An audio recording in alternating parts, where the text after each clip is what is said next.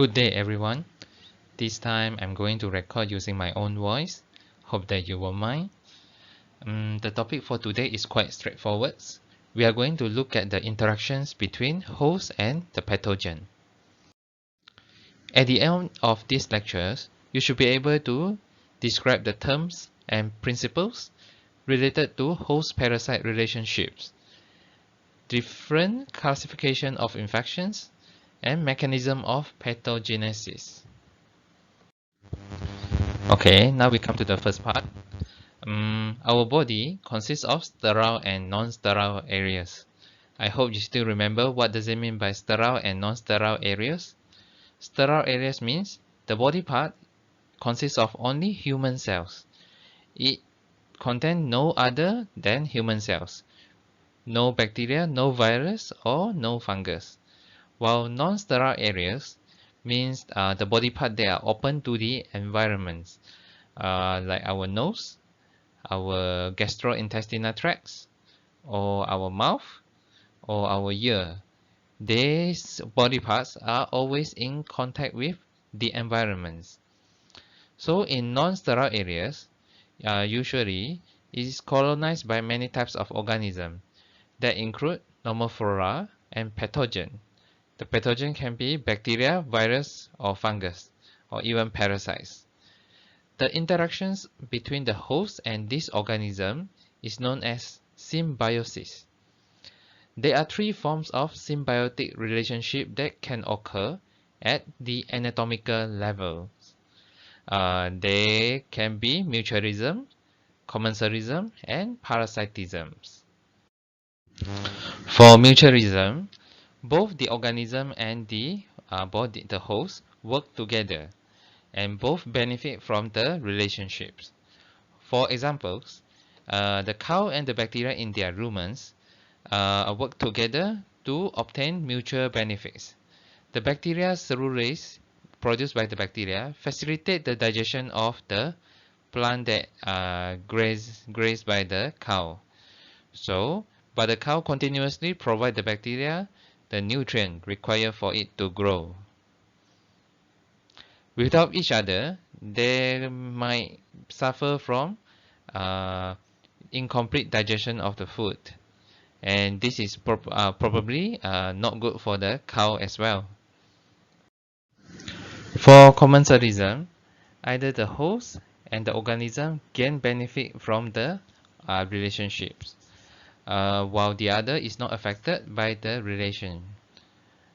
For examples, microorganisms that make up the normal flora that inhabit the eyes, which include Staphylococci or Staph aureus. These organisms survive on the secretions and the dead cells present in the eyes, but do not affect the host. In parasitism, one organism benefits at the expense of the others. So in this relationship, one will gain benefit, the other one will normally suffer or be damaged by the other organisms. For example, the best example would be parasite of medical importance. So we take helminths as examples. Helminth can live in our intestines and absorb nutrients from our intestines, but prolonged or overgrowth of helminths can lead to the damage to our intestinal villi. As you know, villi helps in the absorption of nutrients. So if villi get damaged, means the efficiency of absorption might reduce. For those who are obese, who are overweight, that's not a problem. But for those who are already not malnutrition, this will be a problem for them. They will suffer from stunt growth, means they can't grow as a normal rate as compared to the others, because they are suffering from this parasitic disease.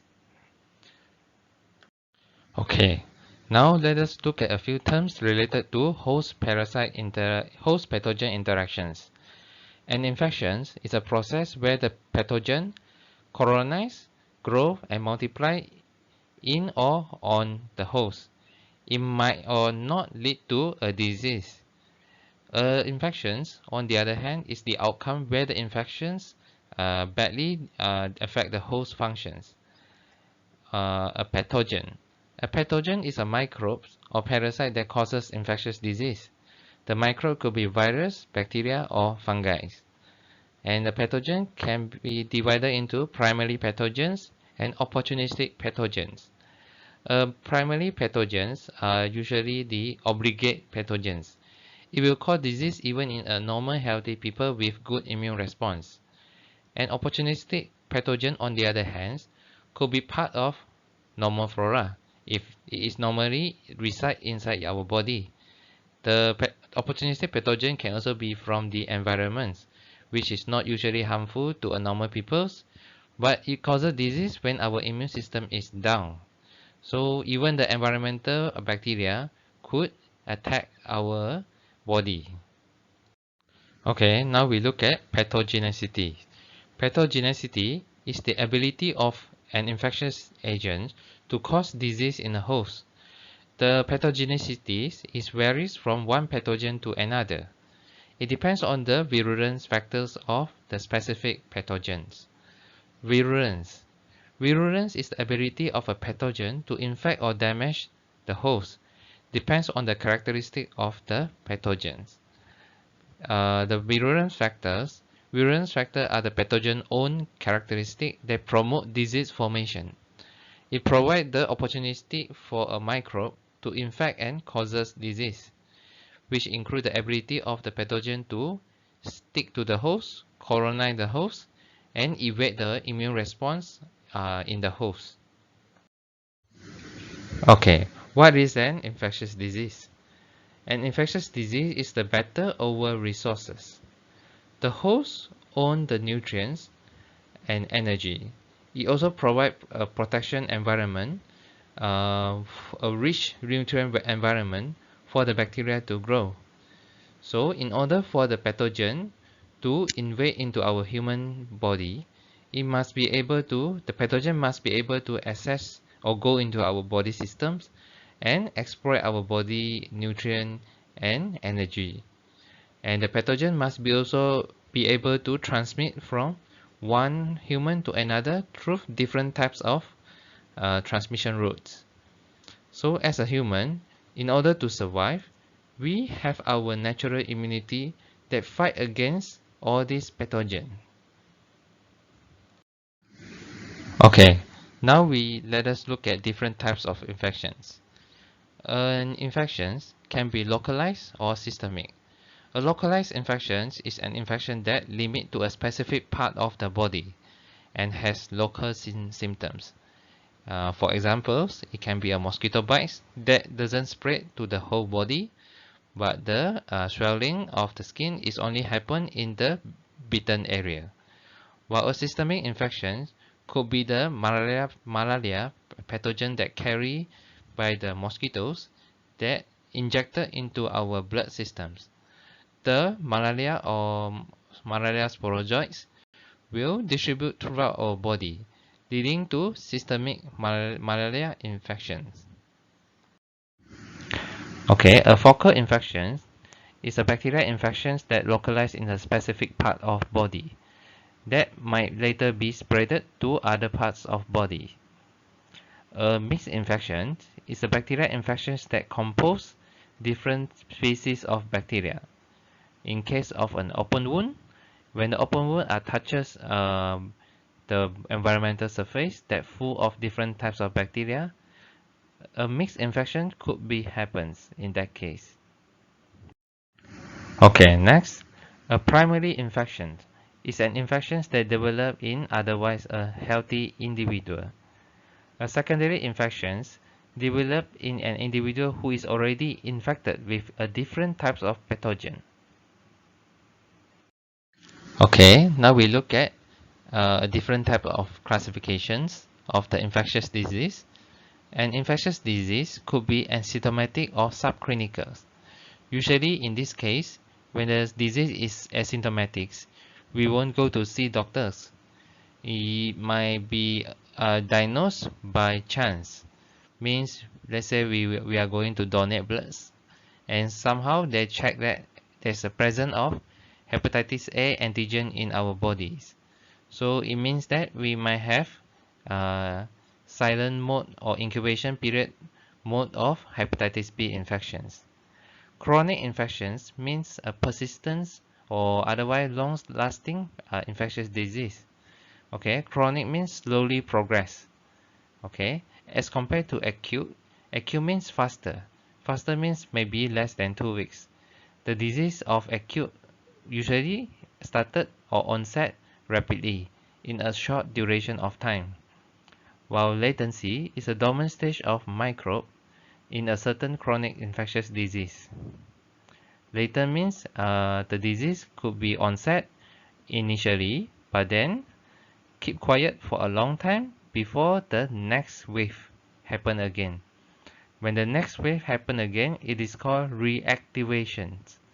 So during the reactivation, the disease could be getting worse or getting not that bad as compared to first initial case.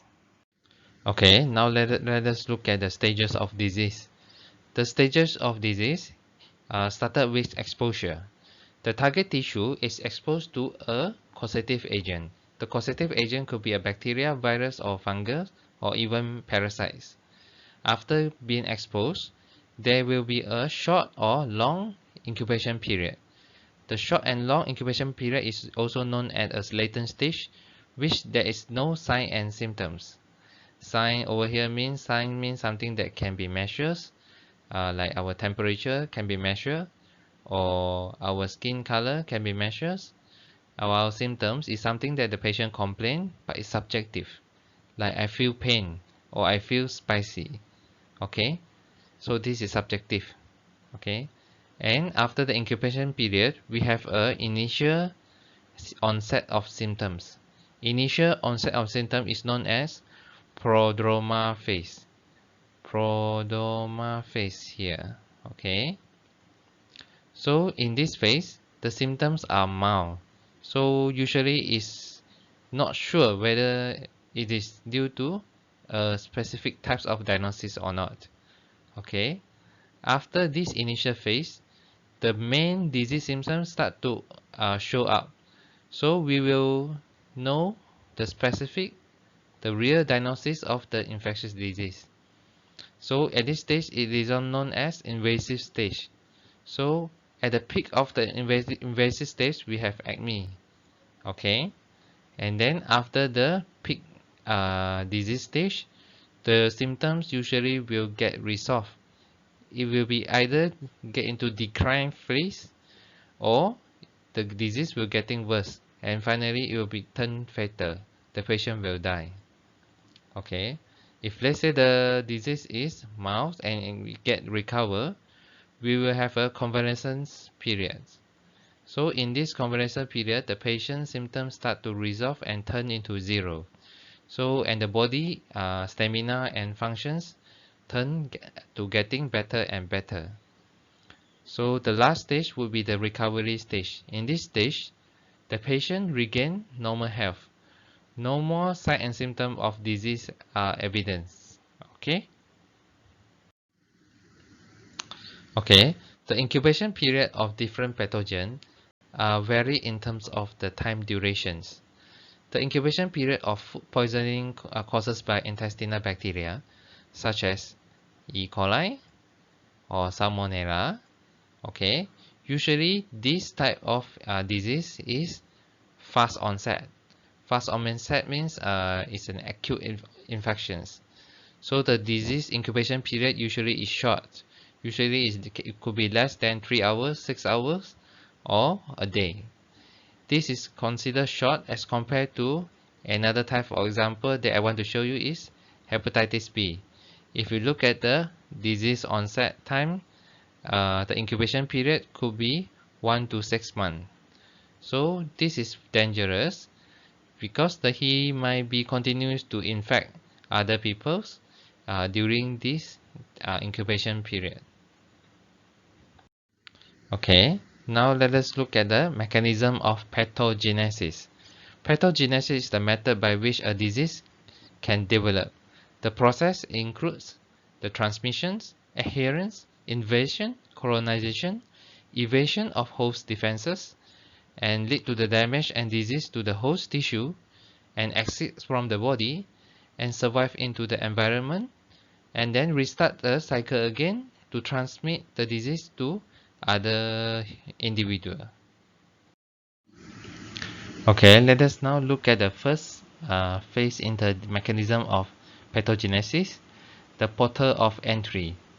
Portal of entry is the route that a microbe takes to enter the tissue of the body to initiate an infection. Most pathogens have adapted to a specific portal of entry, means they enter through a certain way. The portal of entry, if you look at the picture on the right hand side, the portal of entry could be through your ear, eye, nose, mouth, placenta, urethra, anus, insect bites, or even broken skin. Usually, if the pathogen enter into a wrong portals, they won't be infectious. For example, if you inoculate the nasal mucosa with influenza virus, it will lead to an infection, a flu. But if the virus contact the skin, there won't be any infections occurs because the skin is protected by keratinized tissue layers. Okay, next, for portal of entry, occasionally an infectious disease agent can enter to the host through many types of transmission routes. For example, a Mycobacterium tuberculosis can enter both the respiratory tract and GI tract. Okay, and Streptococcus and Staphylococcus can enter through the skin, urogenital tract, and the respiratory tract. Okay, let us talk about the second steps of disease pathogenesis mechanisms. Adherence. Adherence means the pathogen attaches itself to the host tissue after entry. After entry means after being swollen or get into human blood system through open wound. Okay, so usually the bacteria contain ligand. A ligand are the surface protein that can bind to certain types of tissues. So usually the binding are tissue specifics. Okay, in this case it is known as tissue tropism. That means the pathogen are preferably bind to a specific tissues. Like if it binds to lung tissue means lung tissue only, not the intestinal villi tissues. Okay. Some are species specific. That means the pathogen that can only affect certain species. Okay. For genetic specificities, it occur where the surface mutation that occur so previous antibody do not recognize the invading pathogens. It means the genetics are changed by the pathogen from time to time to evade the antibody attack from the host. Okay, now we come to the third stage of disease pathogenesis mechanisms, invasions. So after transmission and adherence, the bacteria will begin to invade the host. The invasion might produce bacteremia or viremia after the pathogen multiply in the bloodstreams. The pathogens are exposed to many barriers after introduced into the host. After entry to the host, they might, if they reach intestines, the intestine layer are equipped with thick mucus layers. Okay, some bacteria are able to cause disease without the need to penetrate the epithelial layer, while some others need to penetrate the barrier. Once the barrier has been penetrated, the pathogen is moved from one component to another. Let's say it moved from the intestine, which is a non-sterile area full of other competitive bacteria, to bloodstream. A bloodstream is sterile without any other pathogens. So there's no longer other bacteria in the blood that would compete food with the pathogens. So this pathogen can multiply without competitions. So if it is not controlled, the overgrowth of the bacteria could lead to a fatal outcome. Okay, now we have come to the fourth step of disease pathogenesis mechanism. So colonizations. Colonizations is the multiplication of the pathogens where the toxins are produced and the normal flora are overcome. During this stage, the pathogen compete with normal flora for the space and nutrients. Okay, after colonizations, the pathogens must also overcome the problem caused by the host immune systems. They must find ways to circumvent or bypass the detection by the host defense mechanisms. Many mechanisms can be used by the bacteria to counteract the host's innate and adaptive immune systems.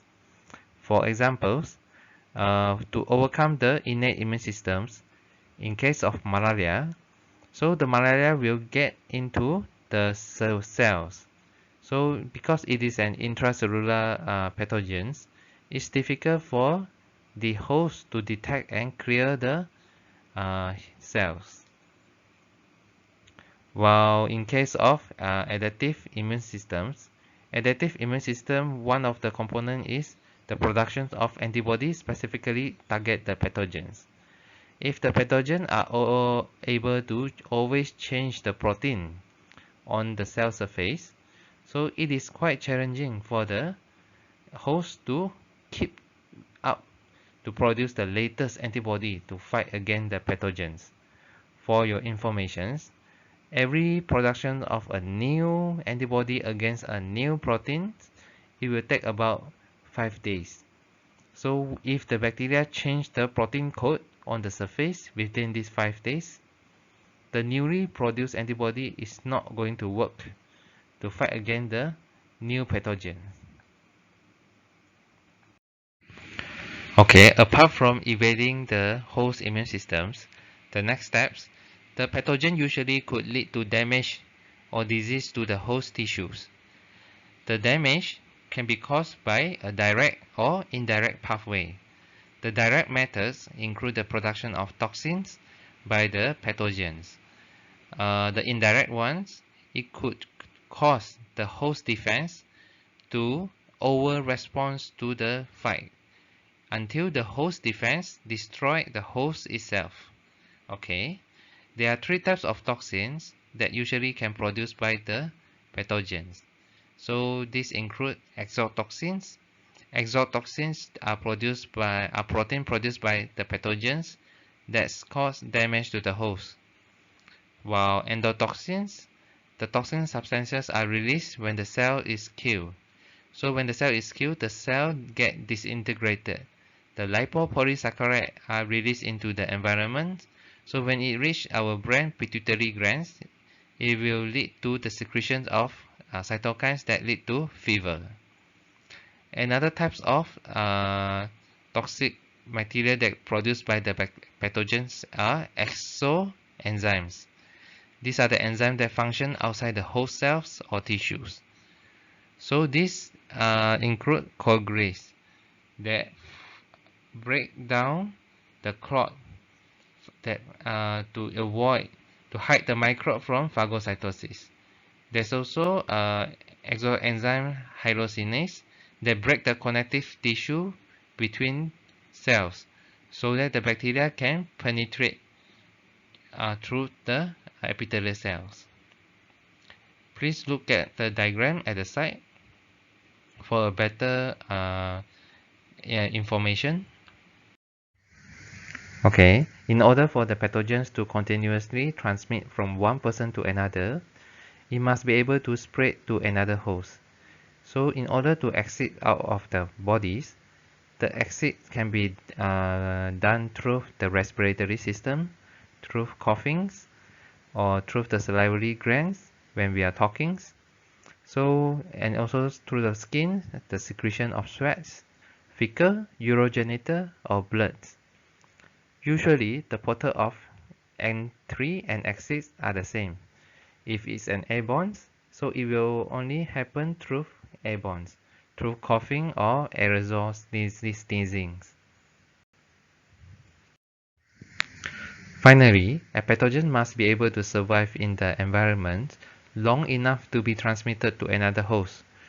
For pathogens that are hard and strong, They could survive long for several weeks in the environment before they meet the new host. Okay, for those pathogens that are weak, they might survive in an intermediate animals or require direct contact for the transmission. Okay, that's all for this session. Thank you for your attention.